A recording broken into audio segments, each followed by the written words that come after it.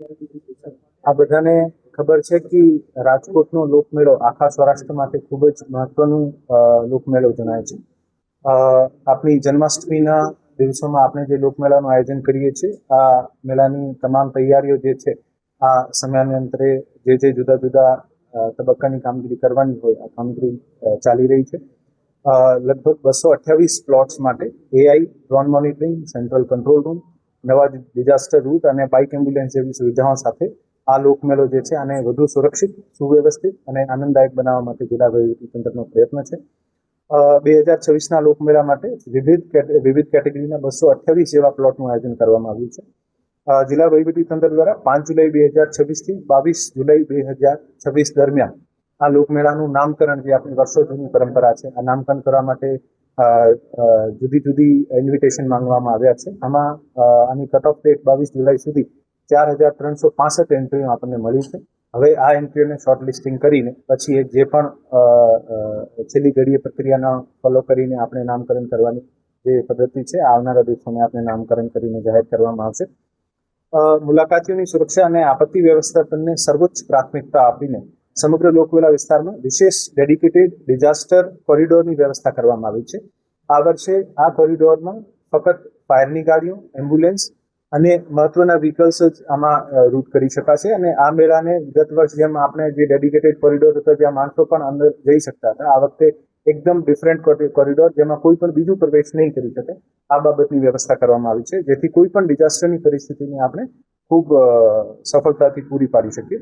સાથે સાથે 2 નવા ડિઝાસ્ટર રૂટ પણ બનાવવાની અત્યારે કામગીરી ચાલુ છે, જેથી આ વર્ષે આપણને 3 નવા ડિઝાસ્ટર રૂટ મળશે, જેથી કોઈ પણ અકસ્માતની સ્થિતિમાં આપણે આને ખૂબ સારી રીતે ક્રાઉડને મોબિલાઇઝેશન થઈને કોઈ પણ પેશન્ટ હોય અને સિક હોય આને પણ વ્યવસ્થિત રૂપે સારવાર માટે લઈ જઈ શકીએ છીએ.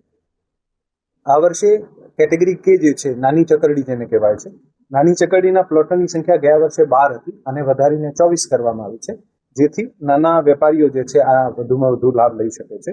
સાથે સાથે આ વર્ષે એક સેન્ટ્રલ કંટ્રોલ રૂમ કાર્યરત કરવામાં આવશે. ગયા વર્ષોમાં આપણે જોયું છે તમામ વિભાગના જુદા જુદા કંટ્રોલ રૂમ હતા. આ વર્ષે એક જ સેન્ટ્રલ જુદા જુદા વિભાગોના કંટ્રોલ રૂમ હશે જ્યાં આની બીજી વ્યવસ્થાઓ આ લોકો કરશે, પણ એક central command and control room હશે જ્યાં બધા વિભાગના અધિકારી એકસાથે બેસશે અને જેથી મેળામાં કોઈ પણ ઇન્ફોર્મેશન શેરિંગથી લઈને જે પણ આકસ્મિક પગલાં લેવાના હોય આપણે ઝડપથી લઈ શકીએ છીએ.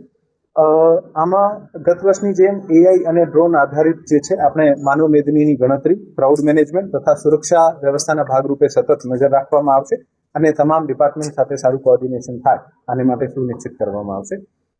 મુલાકાતીઓની આરોગ્ય સુરક્ષાને ધ્યાનમાં રાખીને મેળામાં ઘણી બધી ક્રાઉડ હોય છે, જેથી જે પણ પેશન્ટ હોય એને ઝડપથી મોબિલાઇઝ કરવા માટે આ વર્ષે બાઇક એમ્બ્યુલન્સની પણ વ્યવસ્થા કરવામાં આવી છે, જેથી આને તાત્કાલિક સારવાર આપી શકાય. લોકમેળાની કેટેગરી જે અને કે નાની ચકરડી માટેનો જે દર છે ટિકિટનો આ 35 રૂપિયા અને મોટી કેટેગરી જે મોટી યાંત્રિક રાઇડ છે આનું 50 રૂપિયા જે ગયા વર્ષે હતો એવી જ રીતે નક્કી કરવામાં આવ્યું છે.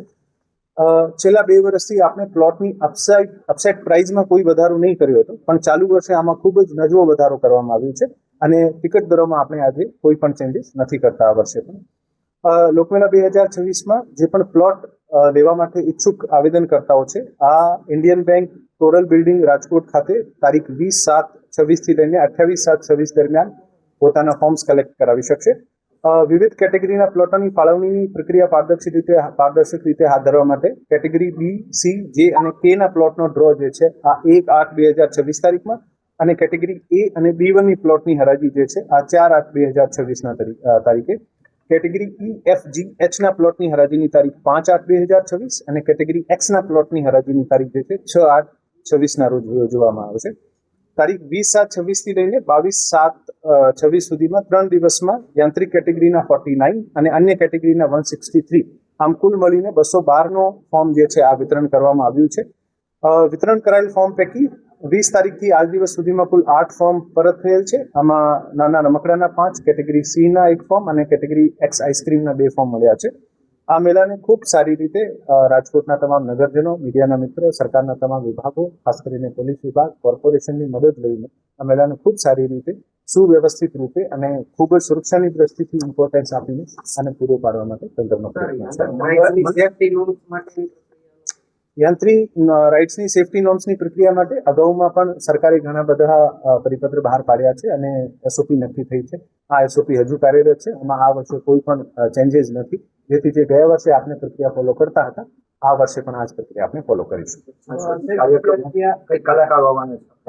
જિલ્લા વહીવટી તંત્ર દ્વારા 10 થી 12 કલાકારોની યાદી બનાવીને રાજ્ય સરકારને મોકલવામાં આવી છે. ટુરિઝમ ડિપાર્ટમેન્ટ દ્વારા આવનારા દિવસોમાં જે પણ કલાકારોની યાદી ત્યાંથી નક્કી થશે એવી રીતે આપણે દરરોજ ખૂબ જ સુંદર સાંસ્કૃતિક કાર્યક્રમ કરવામાં આવશે.